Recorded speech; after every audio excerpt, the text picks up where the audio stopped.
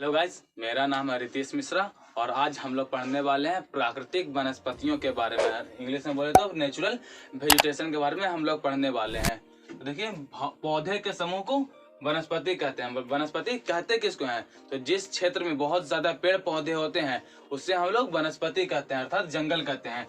भौगोलिक तत्व जैसे वर्षा, आर्द्रता, तापमान, मिट्टी के आधार पर भारत में अलग अलग प्रकार की वनस्पतियां या वन पाई जाती है। जैसे कि भारत में जितनी भी वनस्पतियां पाई जाती हैं उससे हम लोग वर्षा, मिट्टी, तापमान, आर्द्रता के आधार पर हम लोग जंगलों को कई भागों में बांटते हैं। तो उसी के बारे में आज हम लोग डिटेल में पढ़ेंगे। तो सबसे पहले हम लोग पढ़ेंगे उष्णकटिबंधीय सदाबहार वन के बारे में, जिसे हम लोग सदापर्णी वन भी कहते हैं और इंग्लिश में ट्रॉपिकल एवरग्रीन फॉरेस्ट। इसका मतलब होता है ये है उष्णकटिबंधीय सदाबहार वन के जितने भी पेड़ होते हैं सभी हरे भरे होते हैं, इसीलिए इसे हम लोग सदाबहार वन भी कहते हैं। देखिए, ये वन भारत में अधिक आर्द्रता वाले क्षेत्र में पाए जाते हैं। तो भारत के जिस क्षेत्र में बहुत ज्यादा आर्द्रता होती है, 70% से ज्यादा आर्द्रता होती है, उसी क्षेत्र में ये इस प्रकार के वन पाए जाते हैं। और वहाँ पे जहाँ पर आर्द्रता ज्यादा होगी वहाँ पर वर्षा भी अधिक मात्रा में होती है। जहाँ पर 200 सेंटीमीटर से अधिक वर्षा होती है जिस क्षेत्र में, वहीं पर ये वन पाए जाते हैं और आर्द्रता 70% होती है। और ज्यादा ह्यूमिडिटी के कारण, ज्यादा आर्द्रता के कारण इस वन के जो पेड़ होते हैं बहुत ज्यादा घने और विशाल होते हैं। अब ये वन कहाँ कहाँ पाए जाते हैं? तो अरुणाचल प्रदेश, मेघालय, मणिपुर, त्रिपुरा, असम, नागालैंड, मणिपुर, कर्नाटक, केरल, महाराष्ट्र और नीलगिरी की पहाड़ियां, इन सभी क्षेत्रों में ये इस प्रकार के वन पाए जाते हैं। और यहाँ पे जो जिस क्षेत्र में ये वन होते हैं वहां पर 200 सेंटीमीटर से अधिक वर्षा होती है, आर्द्रता 70% से ज्यादा होती है और तापमान 15 डिग्री सेल्सियस से लेकर के 30 डिग्री सेल्सियस तक होती है। देखिए, वर्षा के आधार पर ये वन दो प्रकार के होते हैं। बोले वर्षा के आधार पर हम लोग उष्णकटिबंधीय सदाबहार वन को दो भागों में बांटते हैं। तो सबसे पहला उष्णकटिबंधीय आर्द्र सदाबहार वन, जहाँ पर वर्षा 200 सेंटीमीटर से अधिक होती है, उस क्षेत्र को हम लोग बोलते हैं उष्णकटिबंधीय आर्द्र सदाबहार वन। और जहां पर वर्षा 200 सेंटीमीटर से लेकर के 250 सेंटीमीटर तक होती है वहां पर होते हैं उष्णकटिबंधीय आर्द्र सदाबहार वन। अब आगे समझिए, भारत में सबसे अधिक सघन वनों वाला क्षेत्र अरुणाचल प्रदेश में स्थित है, ठीक है। और उष्णकटिबंधीय सदाबहार वन में कौन कौन से पेड़ पाए जाते हैं जो देख लीजिए। तो सिनकोना, रबड़, शीशम, नारियल, बांस, रोजवुड और आयरन, ये सब पेड़ जो है उष्णकटिबंधीय सदाबहार वन में पाए जाते हैं। अब आगे समझते हैं उष्णकटिबंधीय पर्णपाती वन के बारे में, ट्रॉपिकल डेसिडियस फॉरेस्ट के बारे में समझिए। ये वन भी जो होते हैं दो प्रकार के होते हैं। पहला उष्णकटिबंधीय आर्द्र पर्णपाती वन और दूसरा उष्णकटिबंधीय शुष्क पर्णपाती वन। तो सबसे पहले हम लोग पढ़ेंगे उष्णकटिबंधीय आर्द्र पर्णपाती वन के बारे में समझते हैं। ये जो वन है उष्णकटिबंधीय आर्द्र पर्णपाती वन भारत के 19.7% भाग में पाया जाता है, जहां पर वर्षा 100 से लेकर के 200 सेंटीमीटर तक होती है, ठीक है। उष्णकटिबंधीय आर्द्र पर्णपाती वन को मानसूनी वन भी कहा जाता है, ठीक है। ये वन पश्चिमी घाटों के ढलानों पर एवं भारत के उत्तर पूर्वी भाग, भांबर एवं तराई क्षेत्रों में पाया जाता है। चलिए अब आगे देख लेते हैं उष्णकटिबंधीय आर्द्र पर्णपाती वन के कौन कौन से मुख्य वृक्ष हैं। इसमें सागौन, साल, आम, शीशम, त्रिफला, चंदन और महुआ, इन सब वृक्ष यहाँ पाए जाते हैं। और एक नोट में देख लीजिए, सागौन वृक्ष पूरे भारतवर्ष में सबसे अधिक मध्य प्रदेश में पाया जाता है। भारत में जितना भी सागौन वृक्ष पाया जाता है उसका लगभग 50% से और उससे ज्यादा पेड़ जो है मध्य प्रदेश में ही पाया जाता है। अब आज देखिए उष्णकटिबंधीय शुष्क पर्णपाती वन। ये वन जो है उत्तर प्रदेश, मध्य प्रदेश, महाराष्ट्र, आंध्र प्रदेश, तमिलनाडु और कर्नाटक के क्षेत्रों में पाया जाता है। और इसमें कौन कौन से मुख्य वृक्ष हैं? तो आम, शीशम, बबूल और चंदन है। तो और नीलगिरी के पहाड़ियों में चंदन सबसे अधिक मात्रा में मिलता है। तो देखिए, केरल में नीलगिरी की पहाड़ियों में साइलेंट वैली राष्ट्रीय उद्यान स्थित है। अब आगे देखिए तीसरा नंबर पे मरुस्थलीय वन, इसे हम लोग एरिड फॉरेस्ट भी कहते हैं और इसका दूसरा नाम है उष्णकटिबंधीय कांटेदार वन। इसे हम लोग मरुस्थलीय वन को उष्णकटिबंधीय कांटेदार वन भी कहते हैं, क्योंकि इस वन में ज्यादातर कांटीले पौधे ही उगते हैं। और यहाँ पर वर्षा 75 सेंटीमीटर से लेकर के 100 सेंटीमीटर तक होती है। और इस क्षेत्रों में टेम्परेचर 16 डिग्री सेल्सियस से 22.5 डिग्री सेल्सियस तक होता है। और इन जंगलों का विस्तार कहाँ कहाँ है, तो Rajasthan, south west Haryana, western Uttar Pradesh मतलब पश्चिमी उत्तर प्रदेश, और साउथ वेस्ट पंजाब, मध्य प्रदेश, आंध्र प्रदेश, तेलंगाना और कर्नाटक राज्य में इसका विस्तार है। तो आंध्र प्रदेश, तेलंगाना और कर्नाटक में अर्ध चंद्राकार शेप में पाया जाता है।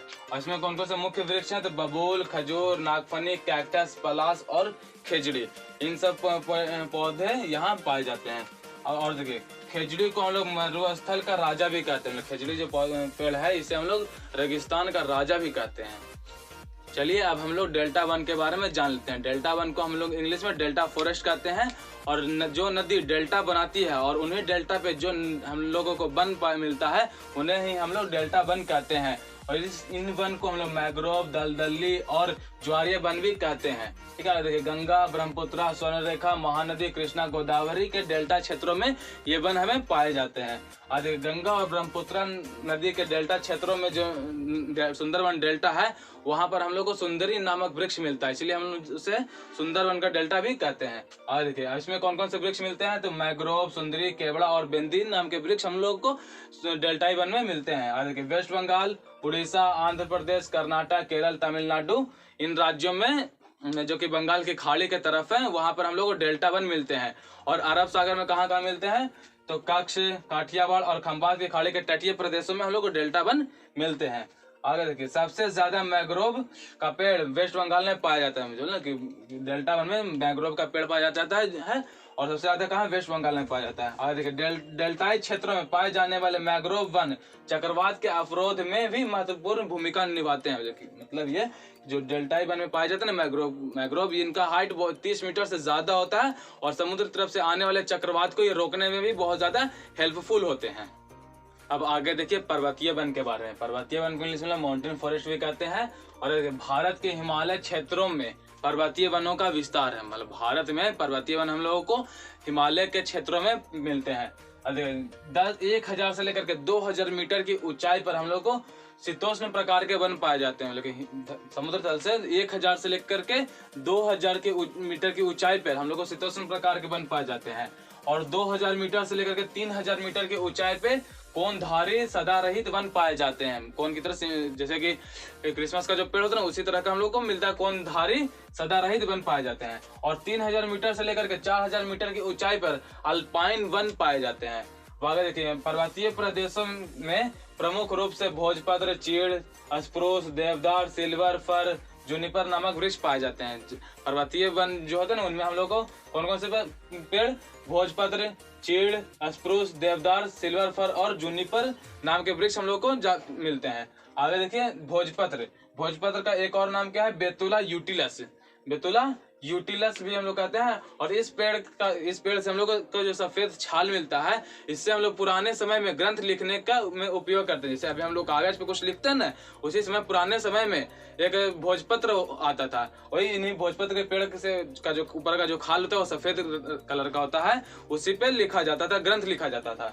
आगे देखिए चीड़, इससे लीसा नामक पदार्थ प्राप्त होता है। चीड़ का जो पेड़ होता है उससे हम लोग को लीसा नाम का एक चिपचिपा पदार्थ मिलता है। इसी से हम लोग क्या तारपीन का तेल, साबुन और कॉस्मेटिक जैसे सामानों को बनाने में उपयोग में लेते हैं। चलिए अब हम लोग आगे देखते हैं सिल्वर फर। सिल्वर फर का हम लोग इस्तेमाल माचिस की तीली और कागज बनाने में इस्तेमाल करते हैं। कागज बनाने के लिए किसी भी लकड़ी का इस्तेमाल किया जा सकता है, परंतु सिल्वर फर का इसलिए करते हैं क्योंकि ये बहुत ज्यादा हल्के होते हैं। ठीक है, अब आगे देखिए देवदार वृक्ष जो है समुद्र तल से सबसे ज्यादा ऊंचाई पर पाए जाने वाले वृक्ष हैं। और पेंसिल में जो लकड़ी का इस्तेमाल किया जाता है वो देवदार वृक्ष से ही प्राप्त किया जाता है। और आगे देखिए खैर में आप लोग पान खाए होंगे और पान में जो चूने के साथ जो कत्था का इस्तेमाल किया जाता है वो खैर के वृक्ष से ही प्राप्त किया जाता है। अब आगे देखिए पलाश का जो फूल होता है ये बहुत ज्यादा आकर्षक होता है, इसीलिए हम लोग इसे जंगल का आग भी कहते हैं। और उत्तर प्रदेश का राजकीय फूल भी है पलाश और बिहार का गेंदा है। ठीक है, देखिए फर्न जो पेड़ होता है ना तो इसका कोई फूल होता है और ना ही इसका बीज होता है, और ये पूरे भारत संसार में पाए जाते हैं। और देखिए तेंदू जो होता है मध्य प्रदेश, उड़ीसा, छत्तीसगढ़, आंध्र प्रदेश और झारखंड में पाया जाता है। और बीड़ी में जब जिस पत्ते का इस्तेमाल किया जाता है वो तेंदुआ के पेड़ से ही मिलते हैं। और देखिए अंडमान निकोबार में मैंग्रोव, सदापर्णी, पर्णपाती वनों का विस्तार होता है। अंडमान निकोबार में कौन कौन सा पेड़? मैंग्रोव, सदापर्णी, पर्णपाती वनों का विस्तार अंडमान निकोबार में है। आज के फूलों की घाटी उत्तराखंड में मौजूद है। उत्तराखंड में फूलों की घाटी मौजूद है और यहाँ फूलों की 500 से ज्यादा प्रजातियां मिलती है। अब आगे समझते हैं राष्ट्रीय वन नीति, जिसे इंग्लिश में नेशनल फॉरेस्ट पॉलिसी कहते हैं। अब ये नेशनल फॉरेस्ट पॉलिसी है क्या? तो भारत में वनों को संरक्षित करने के लिए एक नियम बनाया गया है, उसे हम लोग राष्ट्रीय वन नीति कहते हैं। इस नीति के आने से पहले 1855 में लॉर्ड डलहौजी जब भारत के वायसराय थे तो वो ही भारत में वनों को बचाने के लिए नियम बनाए थे। उसके बाद 1894 में जब लॉर्ड एलिंगटन द्वितीय जब भारत के वायसराय थे तब उन्हीं के अध्यक्षता में राष्ट्रीय वन नीति भारत में लागू की गई थी।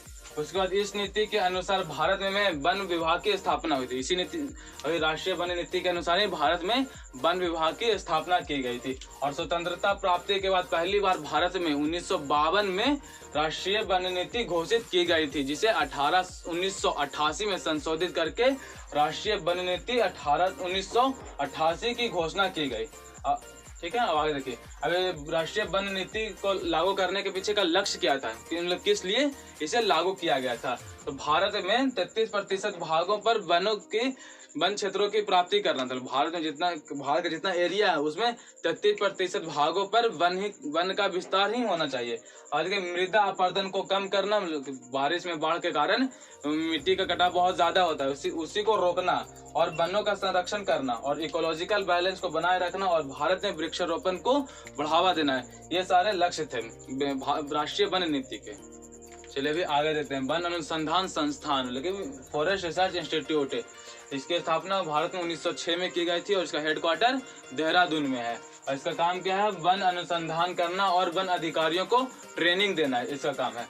और भारतीय वन सर्वेक्षण, forest survey of India, Bharat में जो वन है उसके ऊपर हर 2 साल में सर्वे होता है। इसके लिए एक संस्था बनाई गई है, भारतीय वन सर्वेक्षण, फॉरेस्ट सर्वे ऑफ इंडिया के बारे में। ठीक है, यह संस्था भारत में पर्यावरण, वन एवं जलवायु मंत्रालय के अधीन आती है और यह संस्था हर 2 साल में अपनी रिपोर्ट जारी करती है।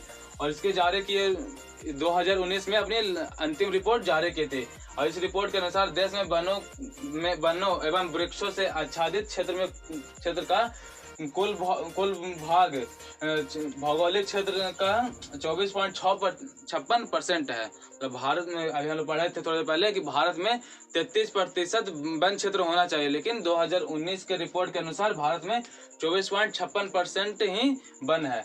आज के सर्वाधिक वन क्षेत्र वाला राज्य भारत में सबसे ज्यादा वन कहाँ? तो मध्य प्रदेश सबसे ज्यादा मध्य प्रदेश में है, उसके सेकंड में अरुणाचल प्रदेश और थर्ड में छत्तीसगढ़ में है। और प्रतिशत के आधार पर, ये तो क्षेत्रफल के आधार पर सबसे ज्यादा वन मध्य प्रदेश में है और परसेंटेज के आधार पर वन देखे तो सबसे ज्यादा मिजोरम में है, उसके बाद अरुणाचल प्रदेश में, फिर मेघालय में है। आगे वन में सर्वाधिक वृद्धि करने वाला राज्य, मतलब भारत में सबसे ज्यादा, भारत के किस राज्य में सबसे ज्यादा वनों का विस्तार हुआ है? तो कर्नाटक में हुआ है, फिर उसके बाद आंध्र प्रदेश में। चलिए अब आगे समझते हैं। भारत में वृक्षारोपण को बढ़ावा देने के लिए 1950 में भारत के कृषि मंत्री के.एम. मुंशी ने वन महोत्सव की शुरुआत की। मतलब भारत में वृक्षारोपण को बढ़ावा देने के लिए उस समय के जो कृषि मंत्री थे 1950 में, के.एम. मुंशी, जिनका पूरा नाम कन्हैयालाल मानिकलाल मुंशी था, वो भारत में वन महोत्सव मनाने की शुरुआत की और इसे जुलाई के प्रथम सप्ताह में मनाया जाता है। ठीक है, अब आगे देखिए चिपको आंदोलन। चिपको आंदोलन 1970 में शुरुआत किया गया था उत्तराखंड में। अभी ये उस समय उत्तराखंड उत्तर प्रदेश का हिस्सा हुआ करता था, अभी ये अलग हो चुका है। और इसके लीडर कौन थे? सुंदरलाल बहुगुणा। तो चिपको आंदोलन के लीडर थे सुंदरलाल बहुगुणा। इसे इसलिए चलाया गया था क्योंकि उस समय भारत में बहुत ज्यादा वनों की कटाई की जा रही थी और उसे रोकने के लिए लोग चिपको आंदोलन की शुरुआत किए थे। इसमें लोग जो है जहाँ पर देखते थे पेड़ कट रहा है वहाँ पर पेड़ों से जाकर चिपक जाते थे और बोलते थे पहले हमें काटो, उसके बाद पेड़ों को काटना, उसे लोग चिपको आंदोलन कहते हैं। और इसके लीडर कौन थे? सुंदरलाल बहुगुणा। प्राकृतिक वनस्पतियां वाला चैप्टर आज खत्म हो गया। अब मिलते हैं हम नए वीडियो में, तब तक के लिए जय हिंद।